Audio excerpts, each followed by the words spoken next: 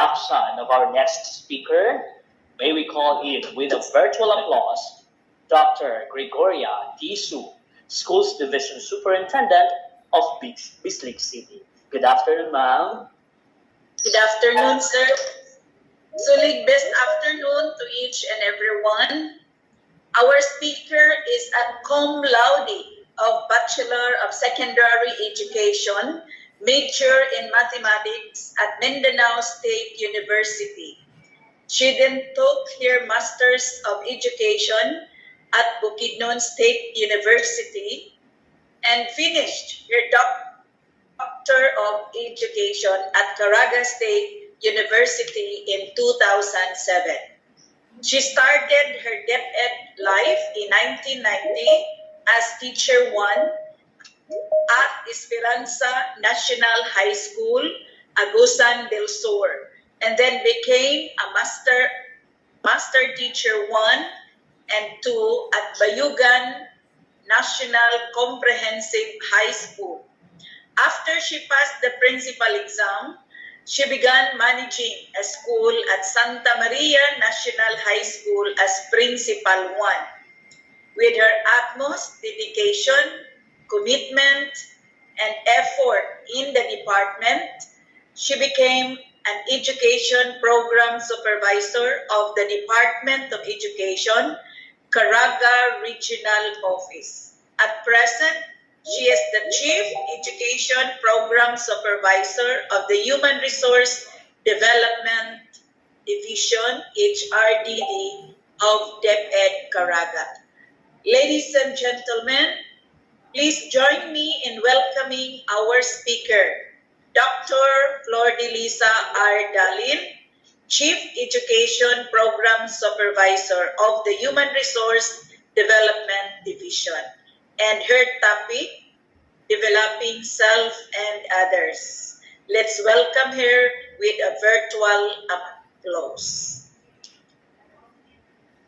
Thank you so much, Ma'am Sue, my very good friend, one of my mentors, the Superintendent of Bislig City Division. Thank you, Ma'am, and my courtesy and respect to our Regional Director, to our Assistant Regional Director, and to the prime movers of this activity, led of course by the past President, Dr. Minerva T. Alves, and with the full support of all the members of PAS Caraga. To the participants, good afternoon. How are you today? Future takers. Okay, that's great, no? Okay, medyo mura man og hilom ang tanan. Tanaw na to daw, Bi. I would like to ask mga few questions lang, pang warm up lang. One of the technique in taking the test, kilikotap na sa ni Sir Angelo ha, is to take it as fast as you can. Never remain in one item for a long time. Paspasay lang na siya, no? Tingnan natin. I would like to see our participants. Random lang, no? We have this chat box. Kindly share to us lang, no? Your answers. Kung ano man yung papasok sa isipan nyo when you have this question. So, start na tayo. Can we see thumbs up? Kung nadi ang ating mga participants, are you still there? Okay, yes. May nagta-thumbs up. Sige. Atong gamito ng atong chat box. No right or wrong answers. Lahat ng answers accepted. Anyway, as we go through with our discussions, you will know if your answers are correct, no? So, first, give one out of the 3 domains under people effectiveness of the PPSSH. Sige daw. Use the chat box. May mga answers na ba tayo? People effectiveness. Diba? We have school effectiveness and people effectiveness. Give one out of the three, yung under people effectiveness. I have seen developing self and others, leading strategically, focusing on teaching and learning, building connection. Okay, so let us see later, no? Take note of your answers, and then if you are following with our discussion, you will know if your answers are correct. Next, the Learning Action Cell as K-12 Basic Education Program School-Based Continuing Professional Development Strategy for the improvement of teaching and learning is an issuance through DepEd Order number. Okay? Kung nakinig kayo kanina kay Sir Angelo, walang ano nito. Easy lang yan. Okay, may mga tamang answers tayong nakikita, ano? Okay. Very good, no? Talagang nakikinig sila kanina. Next, what are the program to institutionalize meritocracy and excellence in human resource management or the prime HRM systems related to Domain 4? Diba kanina na isa-isa na yung mga strands? May 4 na core systems prime HRM. Alin doon? Doon sa tatlo, kahit isa lang. This is related to Domain 4. Wow. Performance management. Praise is very specific. Ano siya? May system siyang nakapaloob si praise. So, ayan. Ang daming answer. May kompleto. Medyo may kulang yung iba. Well, nice try. Okay. Ala. Sige. May dalawang pumapasok na core system na laging na-mention. May isa ang hindi na-mention. We have the rewards and recognition. We have the performance management system. May isang hindi na-mention. Siyang napakalapit po sa Domain 4. Okay, next. Pure modular learning, print or digital, radio-based, and TV-based instruction can be observed only through what mode of observation? May mga teacher ba tayong pure modular? Paano nyo sila ino-observe? Okay. May nag-answer ng online. May nag-answer ng through lab observation. Through demo teaching. May online ulit. Okay, so magkaiba-iba po yung mga answers natin, ano? Next, the learning and development system has 5 subsystems. Try nyo nang ibigay, give the first and the last subsystem in correct order. Meaning, mauna yung first at the next na yung last. The learning and development system. If you have no idea about this, then it's okay. Walang problema. Okay. May nag-answer ng L&D. May nag-answer ng lab. Okay. May, yung iba hindi na nag-attend. So, medyo, ano siya, no? Training and development, lab. Okay. Thank you. Thank you for the attempts, no? Inset. Okay. In DO35, series of 2016, there are suggested topics for LAC sessions. Give at least 2 ang nilagay ko. You can give at least 1. At least 1 topic na suggested. Isa dun sa mga suggested topics ng DO35. Okay. As advised kanina ni Sir Angelo, you need to read these issuances because this would really help. Because these are questions that are incorporated or embedded or included in this issuances. Okay, training and development, curriculum, pedagogy. Okay. So, ayan. Milk.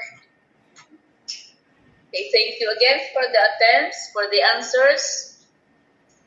Next, in the RPMS cycle with adjusted school year 2021-2022 timeline, in what phase will learning and development and technical assistance happen? There are 4 phases, diba? Phase 1, Phase 2, Phase 3, and Phase 4. So, when will this happen? The learning and development and technical assistance. May nag-answer ng Phase 3, Phase 2, all phases. Nagani, wala nag-phase 2. Okay, so, ayan. Sige. I'm happy na may mga talagang nag-answer na consistent, no? Participating actively talaga. Okay, one form of learning and development interventions is job-embedded learning or JEL. Cite one example of JEL. Have you heard this term? Job-embedded learning. Cite one or give one example of JEL. Hindi gel sa buhok.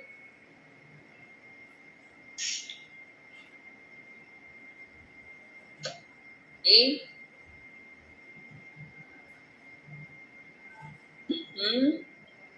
We have coordinatorship on the job training, no idea. Okay. Begin. Hopefully at the end of our session, you will have the idea of what is this all about. Okay. I think this is the last. To support its goal of continuous upskilling and reskilling of teachers and school leaders that will result in better learning outcomes, an issuance was released in May 4, 2020 on professional development priorities for teachers and school leaders. What was this issuance? This was mentioned also kanina, this morning. Professional development priorities po. May nag-answer ng kite. Naalala siguro ni ma'am yung mga kites na lumilipad, yung PPST.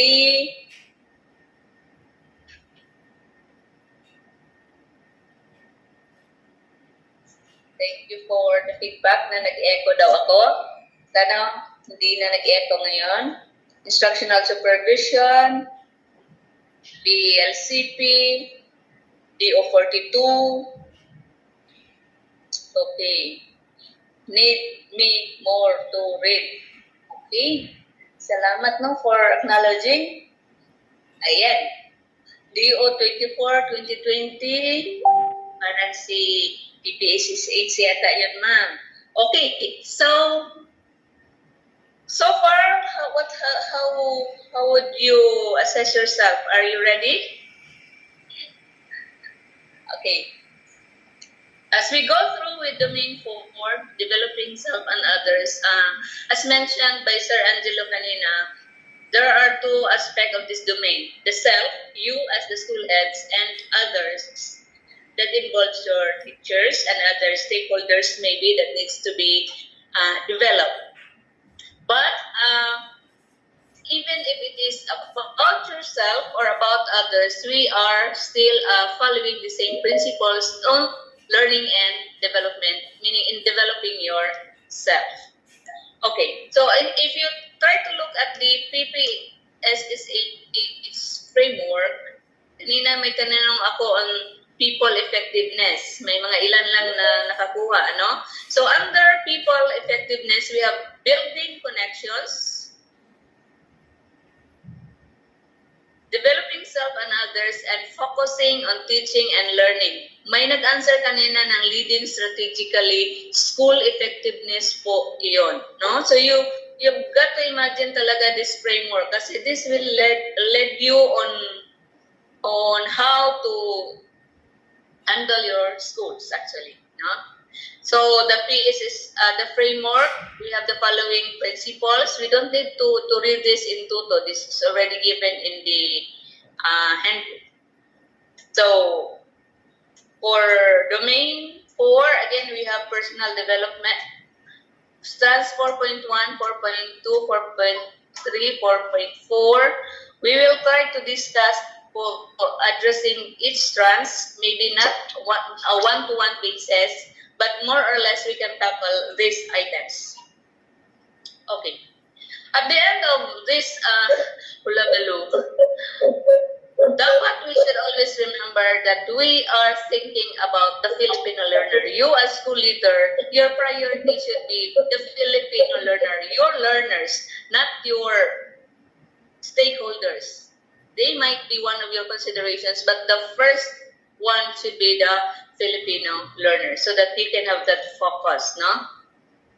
And then if you have the idea kanina on our basic education development plan, are you familiar with this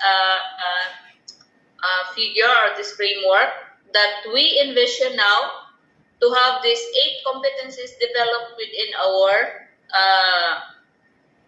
our students, our learners. Now, why am I sharing this? Because if you would like to develop your pupils or your students, your learners, to have these competencies, you need your teachers to have these competencies. And for your teachers also to have these competencies, you as school heads should have these competencies also.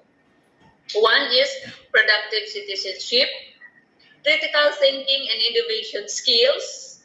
So try to think, meron ba tayo niyan? Communication skills, well-being, digital fluency, resilience, ethical leadership, and future orientation. Now, why do we need these competencies? Because it is our aspirations, not just as a department, but as a whole nation, to achieve national identity and nationhood, economic prosperity, unity in diversity, flourishing, competitiveness, life skills and responsiveness, socio-political stability and sustainability. Now, I don't need to explain this in tuto, but just to give you a view of ano ba yung magiging direction natin, no? This might help you later, maybe because the exam is not purely on yung theory, di ba? It has to go beyond what is in the issuances. It has to go beyond what are sa theory, di ba? So in passing lang, so the intermediate outcomes that we are trying to achieve, no, where you as a school is part, is to achieve access, equity, quality, and the last one, which is not so bago lang talaga na dapat napopossess natin, is resiliency and well-being. Critical attributes of the 21st century education. So as educational leaders, we've got to view ano ba ngayon yung 21st century education. So we have global classroom, 21st century skills, relevant, rigorous, and real world, creating, adapting to constant personal and social change, and lifelong learning. With COVID, nung nagka-COVID tayo, talagang naging real ito, no? We adapted to the change that confronted us. And then, project-based and research-driven, student-centeredness, technologies, and multimedia, and integrated and interdisciplinary. And of course, the 21st century literacy, to eco-literacy, cyber literacy, financial literacy, media literacy, social and emotional literacies, and globalization and multicultural literacy. Now, ito yung type na minention kanina. It has something to do with the Sudong Edukalidad that was launched, no? A year or two. And we have the K for K-12 curriculum review and update na alam natin na may review na mangyayari with the new admin. For our improvement of the learning environment. T, teachers upskilling and reskilling, and E is engagement of stakeholders for support and collaboration. So, nandito po tayo on teacher upskilling and reskilling, and if you notice that kahit kayo as a school head ay may talagang relation siya sa inyo because these are things na involved po kayo to. From the school, which is the forefront, no, to the division, to the region, and to the national level. So hindi po lilipad ang kahit kung si taas lang ang lilipad, but from top to bottom po ang efforts na yan. Okay, ito po yung professional development and career progression for quality learning. Bakit po natin sinishare ito? Because we are talking about developing self and others. Kanina may tinatanong ako on the subsystems and it has to be in order. Okay? Now, this framework now, we have this as adapted by NAEP. In order for us to progress in our career, we need to have this learning and development. And this learning and development, kung ano man yan, will enhance our performance. It will also enhance also our qualification for future promotion and also in terms of assessment. But before that, you will notice that the professional learning and development system has these 5 subsystems. First is the needs assessment, planning, program designing, developing resource package, delivery, and learning assessment. As school leaders, you need to know these subsystems. Otherwise, you will just giving trainings to our teachers, not addressing, and even yourself, no? Nag-a-assess ba tayo sa sarili natin? Ano ba talaga yung kailangan natin? Bakit hanggang ngayon, laging ang problema ay ICT? Kung need siya noon, bakit need siya ngayon? Hanggang ilang taon ba dating needs yan? Meaning, yung need na yan ay hindi na-address. Meaning, the need was not addressed because the planning ay may problema. So, minsan marami tayong iniisip, marami tayong gustong gawin, but we achieve nothing. But if you will be specific, ano ba yung dapat mong ma-achieve? Sa sarili mo, ano ba yung dapat ko? Ano ba yung kulang ko? So, i-assess po natin. And then we will plan, ano ang gagawin ko kung ito ang problema ko? Okay? Kung teacher naman yung concern, anong problema ng aking mga teachers? Bakit palaging may problema tayo sa Is it may problema on the financial literacy na side? Kung lumalabas yan sa need assessment, you plan. And then after planning, you design a program. Yung program na i-design natin, hindi yung magdadala tayo ng mga PLI sa school to solve their problem. Yung program na i-design natin is how to address the problem. And then after that, develop resource package, no? So the resource package could be in a term of in form of a module, it could be in a form of a PowerPoint presentation or whatever package na relative to your program. And then the delivery and learning assessment. So deliver tayo ng deliver, na-assess ba natin ito? Okay? Minsan, ang needs assessment, diretso tayo delivery. Nakita ang need karon, ugma, deliver. So, you will notice that the learning and development, the development that you want to achieve sa sarili natin at sa ating mga teachers ay medyo may concern po tayo. Okay? So, that's it. Okay, forms of learning and development, L&D interventions. This instrument is adapted from NAEP Central Office. Lumabas kanina yung JEL, Job Embedded Learning. So before that, we have the skill transfer on off-the-job learning. Off the job meaning sa labas. It could be in a form of working, online learning webinars, e-learning and webinars. It could be also relationship and discussion-based learning through peer-assisted learning, coaching, mentoring, cross-training, apprenticeship, demonstration, share labs, and reflective journals. For job-embedded learning, we have this committee work. May nag-answer kanina about committee work related, no? Job expanding, job rotation, job shadowing, stretch assignments, and special projects. So pag may special projects na ibinibigay, that is part of job embedded learning. Pero kung lahat ng project na sa'yo, that's not learning anymore. That is killing the little joke lang, no? Okay.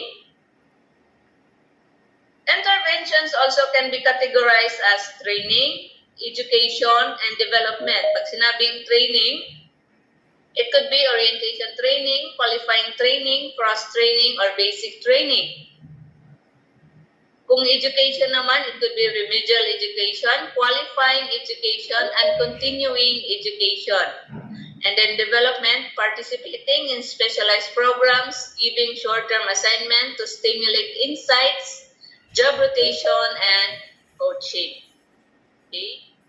Now, why am I sharing this DO1? So, guidelines for NAIAP recognition of professional development program and courses for teachers and school leaders. This is to let you know that whenever you attend a training, especially outside or even within DepEd, so with your teachers, see to it that the training is NAIAP recognized and or CPD accredited.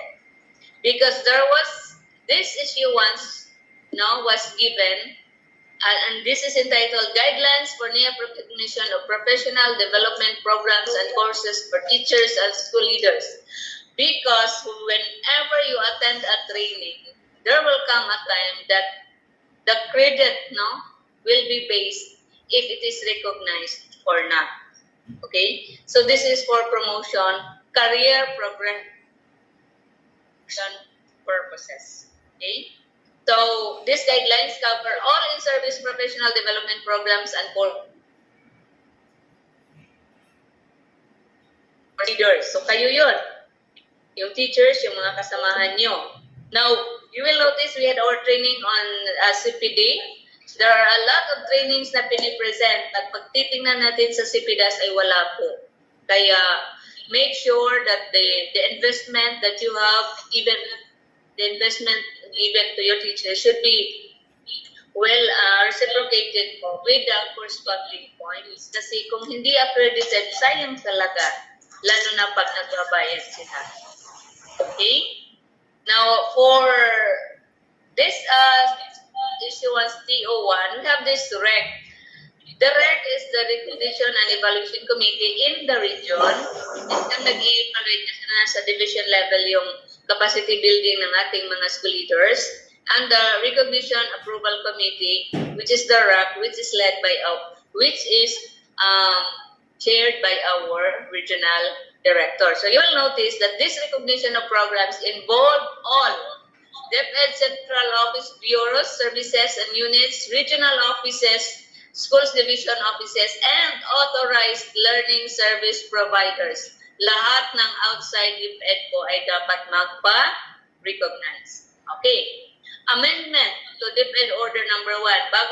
Bago po ito, May 25, 2022, that all non-DepEd entities with the exemption of Civil Service Commission, kasi sa Civil Service nagbibigay po siya ng capability building, especially on supervision, managerial, and other leadership trainings, seeking to offer professional development programs or courses for teachers, school leaders as part of technical assistance, partnership.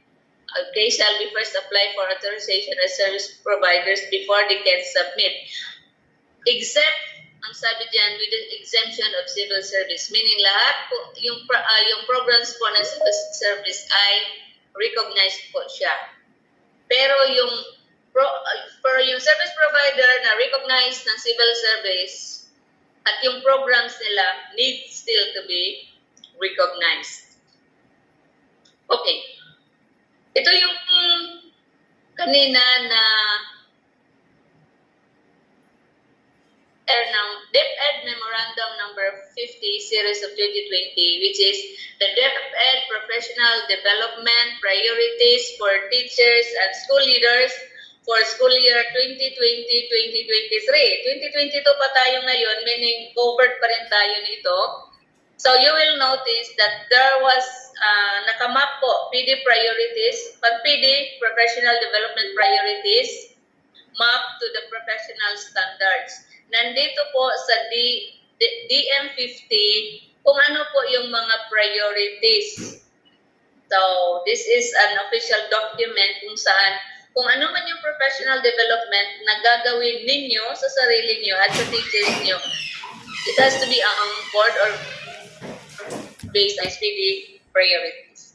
Doon hindi kayo nakagawa, pero sinasuggest po kasi ito po yung nakikita nila na kailangan po ng development activities. Okay, professional development credit. NEAP shall assign appropriate professional development credit to a recognized professional development program. So, ito yung sinasabi ko kanina. Okay, the lab. As school leaders, you've got to be reacquainted, reoriented of what is this Step and Order number 35 series of 2016. So this is the Learning Action Cell as a K-12 basic education program, school-based continuing professional development strategy for the improvement of teaching and learning. Later this year, or maybe at the third quarter, there will be a monitoring and evaluation of any of lab activities in the school. Ano po ba yung ginagawa natin sa lab? May sinasabi, naglalab kami pag birthday ni sir. Huwag naman po sana. Ano? Because the purpose of this particular issuance is very, very important to the development of our teachers. So, ito po yung theoretical framework ng lab. It is a community of practice with collaborative planning, problem solving, and action implementation. Which aims to improve teachers' content knowledge, pedagogical skills, assessment strategies, and professional ethics, which will result to student learning and holistic development. Si learner pa rin ang nasa isipan natin when we do our lab. Topics for the lab. Kanina may maraming topics na lumabas sa lab natin. Okay, as stipulated in DO35, topics for lab session includes learner diversity and student inclusion. Kailan kayo last nag-discuss about this? Content and pedagogy of the K-12 basic education program. Assessment and reporting in the K-12. Maraming nagre-reklamo. Ano ba tong assessment? Were you able to do a lot on assessment? 21st century skills and ICT integration in instruction and assessment.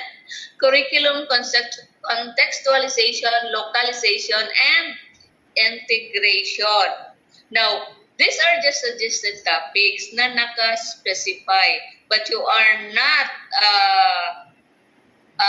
prohibited in having those other topics, no? Which can be discussed in the lab. Pag may lumabas na concerns or issues or talagang emerging, immediate dapat na yung dapat ma-address, then you can have it during your lab. So, again, take note, meron po tayong monitoring and evaluation on the lab. Maybe third quarter. Okay. Now, talking about, I just included this because this is one important program also of the government to address the development of our teachers. Si others, no? Dili another woman, others, which involves our teachers. Yung teacher induction program ngayon ay ginawa na siyang induction for beginning teachers. Induction program for beginning teachers. Kaya may IPDT. Yung issuance nito, hindi pa lumabas, pero si TIP ay nakapaloob po sa DO number 43 series of 2017. So, take note natin ito at basahin natin. These are good for the 0 to 3 years in service na mga teachers. Okay. Now, Ano si 11713 at napasok dito, si RA 11713? Because we are talking about development. Pag sinabi natin development of school leaders, hindi mo talaga mahiwalay si NEAP, the National Educators Academy of the Philippines. Kaya sa Republic Act na ito, nakapaloob po yung Section 17, which says institutionalizing the National Educators Academy of the Philippines. So, ayan, hindi na natin i-discuss ito kung ano po yung ano, because this is just to strengthen, no, na yung development talaga ng ating school heads and teachers are now being brought to a higher level na talaga. Okay. So, share ko lang, mayroon tayong policy on learning and development, no? Kanina when I asked yung what are the 3 core systems na nakapaloob na related doon sa prime HRM ng civil service, mayroong performance management system, which is correct. Lumabas din si rewards and recognition, which is also correct. Hindi ko nakita si learning and development, which is isa siya sa kumbaga first cousin ni domain 4, because developing self and others, it involves learning and development. So, pag sinabi natin learning and development, yun po. And next to that, after all the learning and development inputs na ginawa natin sa sarili natin at sa ating mga kasamahan, punta po tayo sa ating performance management system. Meaning, ano ba yung performance natin? Nag-improve ba because of the interventions given?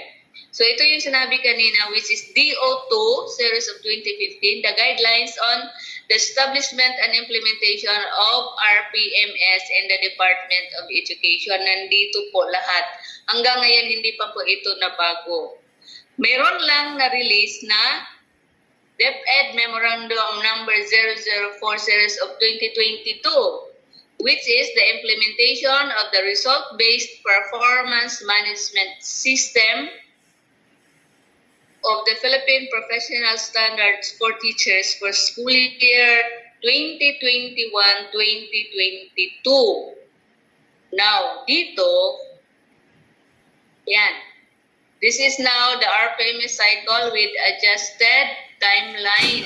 Nag-change yung timeline natin, kaya nag-adjust din siya at may mga nakapaloob din na mga.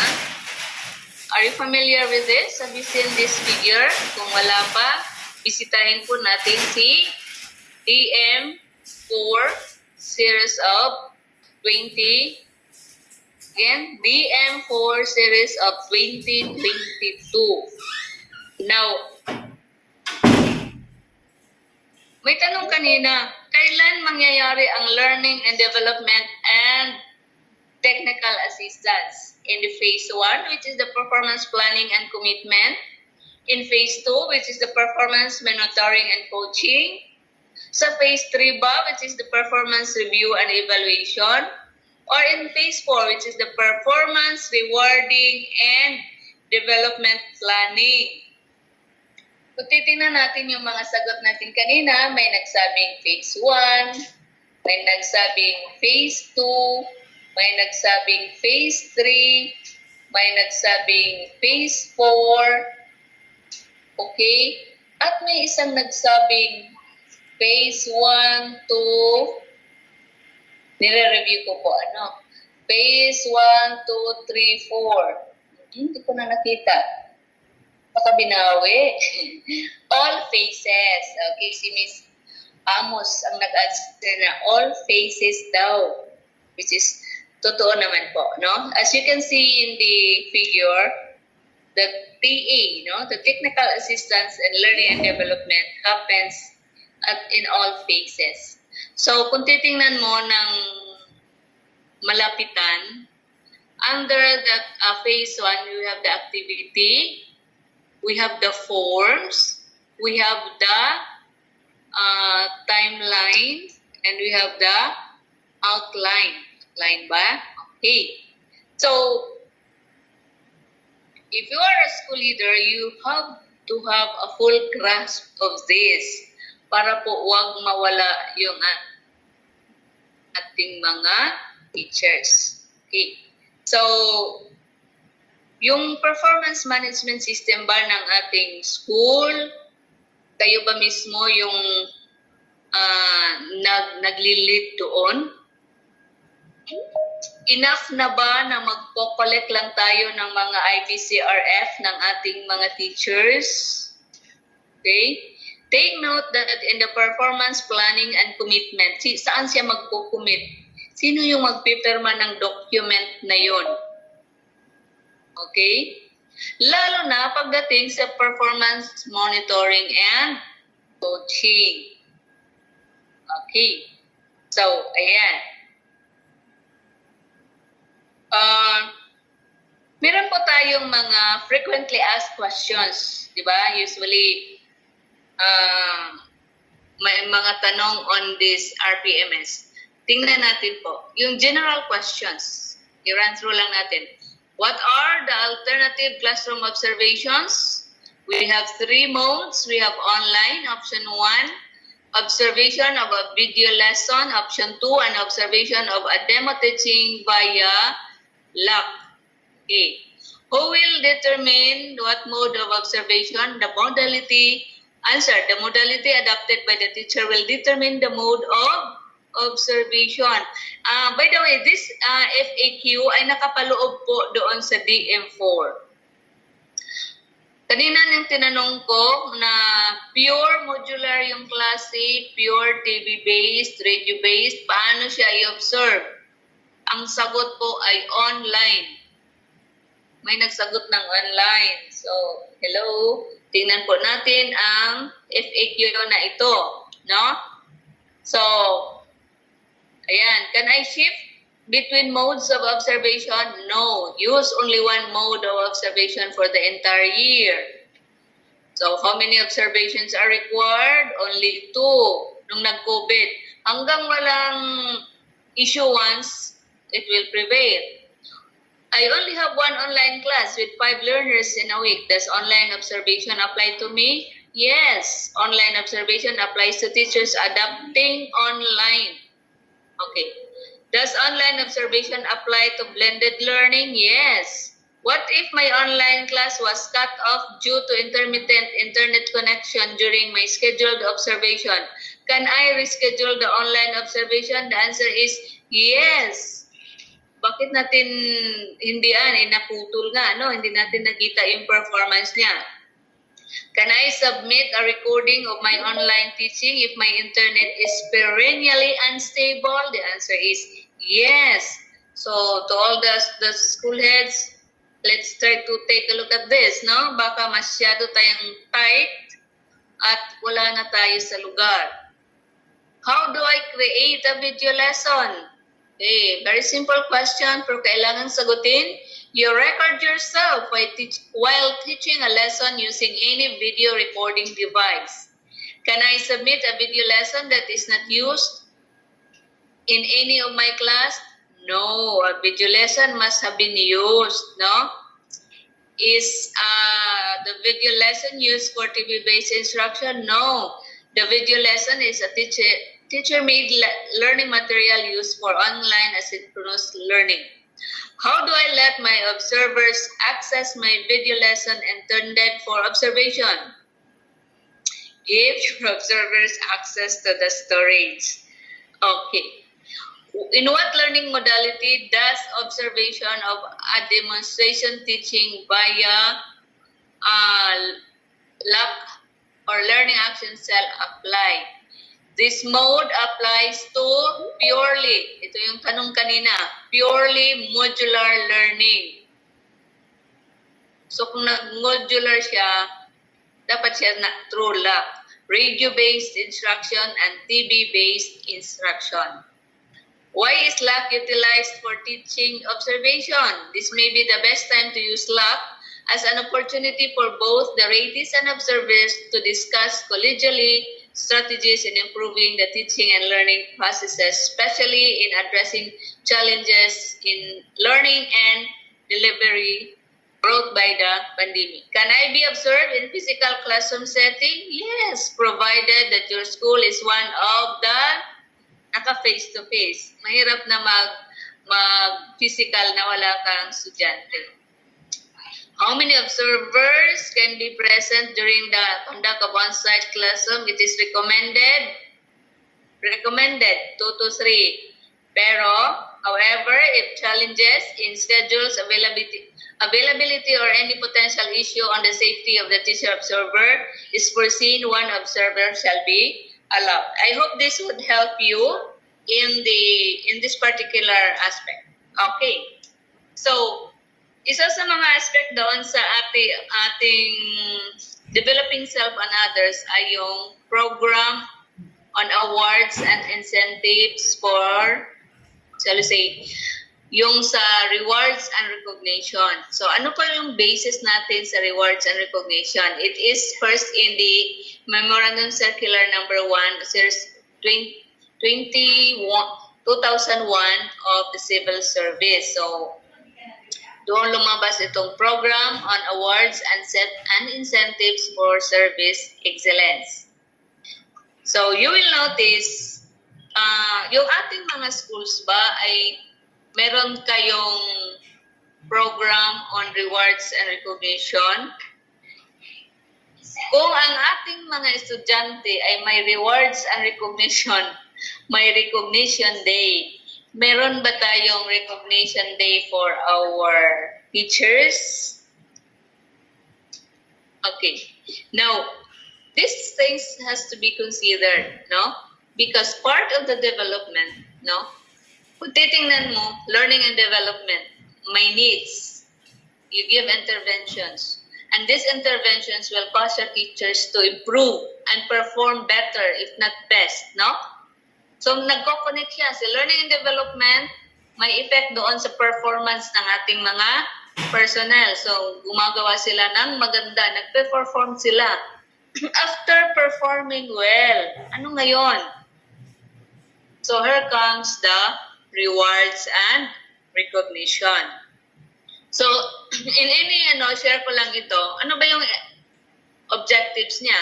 Generally, it is to encourage, recognize, and rewards employees individually and in groups for their suggestions, innovative ideas, interventions, discoveries, superior accomplishments, heroic deeds, exemplary behavior, extraordinary acts or service in the public interest, and other personal efforts which contribute to the efficiency, economy, and improvement in government operations which lead to organizational productivity. So that is for yung sa general sa civil service. When you go to the Department of Education, we have DepEd Order number 9, series of 2002, which is establishing the program on awards and incentives for service excellence in the Department of Education with the general objective, the same with the objective ng yung sa civil service kanina. Now, for our region, we also have our policy on rewards and recognition of the Department of Education. So, yung ating general objective ay medyo nag-enhance po siya. Okay? DepEd Caraga's phrase general objective is to encourage, recognize, and reward employees individually or in groups for their suggestions, innovative ideas, interventions, discoveries, superior accomplishments, heroic deeds, exemplary behavior, extraordinary acts or service in the public interest, and other personal efforts which contribute to the efficiency, economy, and improvement in government operations which led to organizational productivity. The Department of Education Caraga, in making any human resource decision or any related decision, shall ensure that no person, ito po yung medyo ngayon, that no person is discriminated against, nor any person is unduly favored on account of their sex and gender, age, civil status, physical characteristics and attributes, religion, belief, creed, race, family background, political affiliation, socioeconomic standing, and other attributes that violates the principle of equality, equity, and fairness. Dito po ngayon pumapasok si Equal Opportunity Principle or the EOP. The EOP is not just for rewards and recognition, but it is also true to learning and development. Kung nag-develop ka sa imong mga tao, siyempre sa imong pagalingon, di gyud ka magiging bias. But to all your teachers, dapat na siya equal opportunity principle.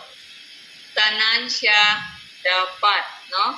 Tanan dapat has the access, no, to learning and development. Dili nga isa, duha, or maihap lang ang sige nimo ipadala sa training. Ang uban pagpuyo kay mga kuan mo. Ito, joke lang. Okay, that is for learning and development. So much more with performance management system. Dapat in giving of ratings, there has to be equality, equity, and fairness. So, mo nang daghag bikil kung ang isa nga nagsige kaking-kaking, dako ang performance rating kaysa isa, kay wala na observe ang equal opportunity principle, no? Now, when you do decisions, you have to be close.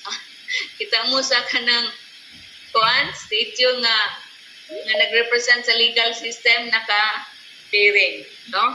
So, as much as possible as school leaders, no? Ay, kuan raman mi, career stage 1 raman mi, di pa man mi ana. No, you are now school leaders. It doesn't mean nga career stage 1 mo. It could be nga there are aspects nga namo sa career stage 2, 3, or even 4, no? So, dili nato i-limit ang atong, lalo na sa atong review. You have more than a month pa nga mag-review. When you do your review, you have to be open-minded nga, dili kay kiniragi ako, kay mao raman siya, kay career stage 1 raman yun. No. Tanan dapat comprehensive, no? So, kadumdum mo atong na-video may sige lang, study karon, study ugma, study ana. Okay. Before the exam, maurag maugid na mahitabo sa atong mga igsuuna, no? Study karon, study ugma, sige study, because we really want to pass, di ba? Kasi if you don't want to pass, lisod na pot, no? Ma'am, kuan man ma'am, wala may mabagsak ron ma'am. That might create a wrong notion sa ato, no? Nga, may mabagsak, so okay raman na ma'am. Wala lagi mabagsak, pero it will not be given to you in a platter nga okay na mo, di ba? Kung sa assessment na certain areas yung medyo na problema, so there will be intervention and it will take time, not just 1 day or 2 days. So let's try to give our best, no? I remember one of our ESDs, wala na ron, no? Ang iyang ginawa na is our best always, no? Our best always. Meaning, why settle for anything less than the best if you can do the best? So, do not waste your time, no? Daamoy tako nga time to you still have, no? Those recommended readings, do something about it. Okay? So, ito yung sinabi ko kanina, which is the AOP policy. This was actually stressed by the civil service na dapat ang isang office ay may equal opportunity principle policy. So as school leaders, dapat in every in every decisions that you will make, try to think of this, no? That equal opportunity principle for all who are involved. Okay? So, ito yung kanina, i-reiterate ko lang, no? That in domain 4, as I see it, developing self and others, it involves 3 out of the 4 core system, which is the learning and development, so performance management system, and rewards and recognition. So in your school, if you have this one, no, in place siya, well planned, especially sa atong mga SIP, ang learning and development, ato pa nang gitagaan o weight, ang atong rewards and recognition, na ba mo i-allocate, pasig puros na lang memorized nga gate. Pero, ang rewards and recognition, which is for our workers, our teachers, our personnel, na batay gihatag, no? So, siguro, not siguro, rewards and recognition will really help our teachers to be developed, and even ourselves, di ba? Nag-rewards mga ita sa atong kaugalingon, especially for the people who are working for us. So, I think that ends my presentation. I was given only 1 hour. So, in my time, it's 3:26, 4 minutes short of. So, thank you so much.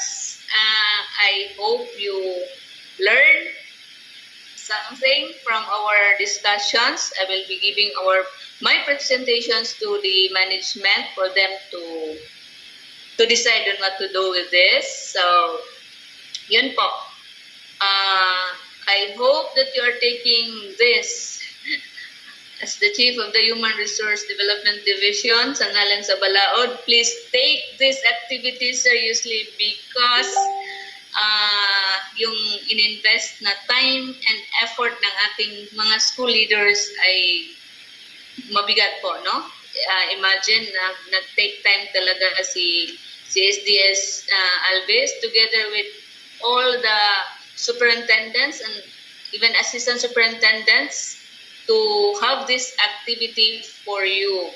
So please, kung lalo na naka-off-cam tayo, let's try to be responsible enough to give back po yung efforts na binigay po ng ating mga school leaders. And of course, to our regional director for allowing this activity to happen. Thank you so much, RD, and to the past officers led by Dr. Alvis. Thank you, and mabuhay po tayong lahat. Back to you, Warren. Thank you so much, Dr. DALIN, for that comprehensive, direct-to-the-point discussion and some practical suggestions and encouragement for everyone in this platform, especially our inquest takers of DepEd Caraga. Once again, thank you so much, Dr. FLORDELISA R. DALIN.